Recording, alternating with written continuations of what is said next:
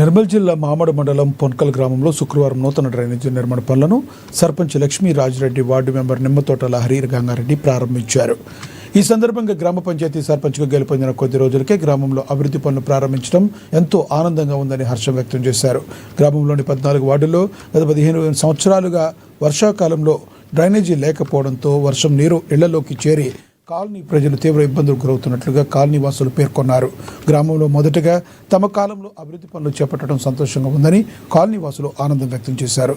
ఈ సందర్భంగా sarpanch లక్ష్మీరాజిరెడ్డి, ward member నిమ్మతోట Lahari గంగారెడ్డితో పాటు గ్రామ పాలక వర్గానికి, గ్రామ పంచాయతీ అధికారులకు కృతజ్ఞతలు తెలిపారు.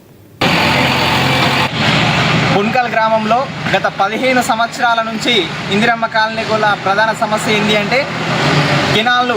ఈ సమస్య నిమ్మకు నీరెత్తినట్లానే ఉండేది. ఇటీవలే నూతనంగా ఎన్నికైనటువంటి గ్రామ సర్పంచ్ చిట్యాల లక్ష్మీ రాజారెడ్డి గారు దీని మీద తక్షణమే స్పందించి మొట్టమొదటిగా గ్రామం లోపల ప్రారంభించేటటువంటి ఈ కెనాల్ పనులను, ఈ డ్రైనేజ్ వ్యవస్థ పనులు ప్రారంభించడం ద్వారా కాలనీ ప్రజలంతా కూడా హర్షం వ్యక్తం చేస్తున్నారు. ఇలాగే గ్రామం లోపల అనేక అభివృద్ధి పనులు చేపట్టి భవిష్యత్తులో ఉన్నత రాజకీయ జీవితంలో ఉండాలని కోరుకుంటూ థ్యాంక్ యూ.